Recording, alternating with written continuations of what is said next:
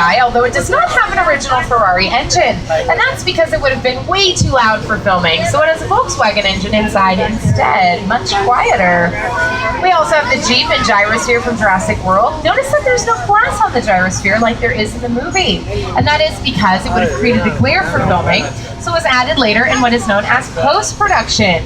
Now, production can happen in 3 different phases typically. Pre-production, anything before filming; production, anything during filming; and then post-production, anything after filming. That glass was CGI, computer-generated imagery, added as a visual effect by an editor in post-production. Now, I'd like to talk a little bit more about Jurassic Park, wouldn't you all? You are in luck! Welcome to Jurassic Park.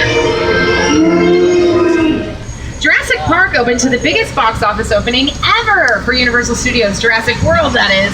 Now, it also became the 3rd biggest movie of all time. So we take dinosaurs super seriously here. So much so that we like to keep them here in cages. So if you take a look on the left-hand side, we have a empty, bloody cage. No big deal. On the right-hand side, we also have empty, bloody cages. Don't worry, nothing, not a problem.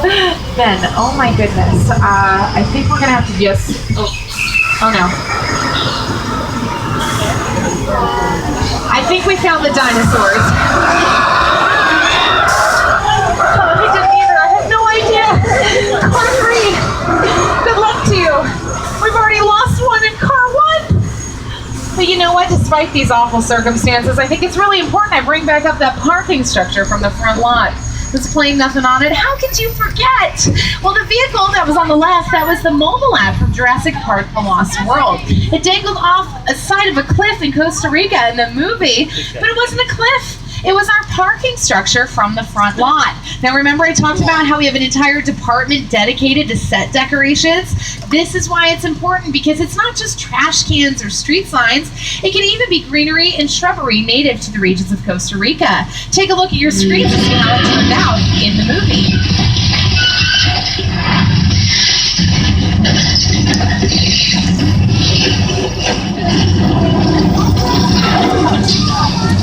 Now we're going to stop it there. I wouldn't want to ruin it for you. That's what we call a cliffhanger, people. But now I'd like to get kind of controversial. I want to talk about weather. What do I know? I'm just a tour guide. So we're checking in with today's show's Al Roker to see our forecast for the day. Hi everybody, here's today's forecast for the Universal Backlot. It's going to be sunny and dry at 6 Points, Texas. Yep. Cool and cloudy in Little Europe. What?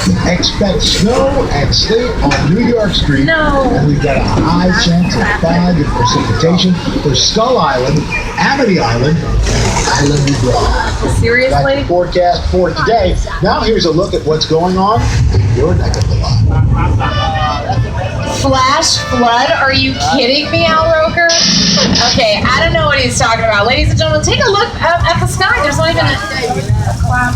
Okay, well, we got a California shower, and you don't see those every day, am I right? You might as well take a picture. It'll last longer. We'll be fine as long as there's not any crazy thunder or lightning, you know? Thunder and lightning. What timing? Well, ladies and gentlemen, I would assure you another time, but I gotta be real here. We're at the bottom of this valley. So if you hear any rumbling, you have to tell me, because this tram doesn't have doors. It doesn't have windows, you know? So we're gonna have to... Wait, what do you see? What is it?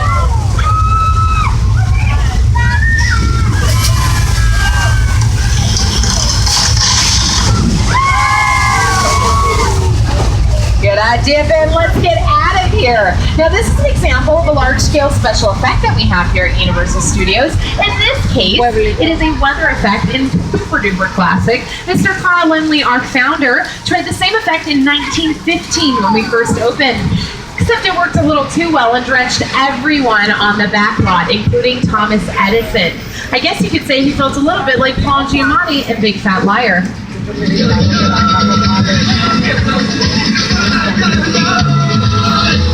You cannot run a wall, kid! Yeah, we'll see about that. I got funny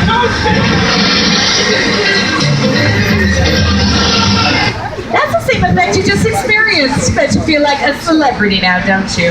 And since we're honorary celebrities, we're moseying where some of the most has moseyed, and that's 6 Points, Texas. In fact, my favorite duel has happened here. Take a look.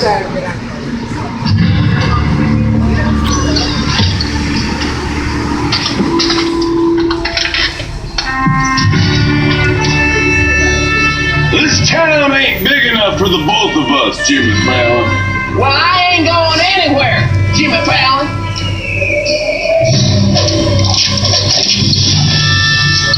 Now look here. Nice folks in this tram don't want no trouble. They just want to check out 6 Points, one of the oldest sets on the Universal Lot. I heard this is where John Wayne and Jimmy Stewart shot a few of their westerns. That's right. That's where I aim to shoot here. Looks like we got ourselves a Mexican standoff. Lucky shot.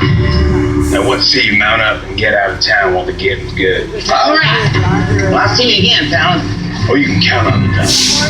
Now get. This is the beginning of a beautiful friendship. We just have to talk it out, that's all.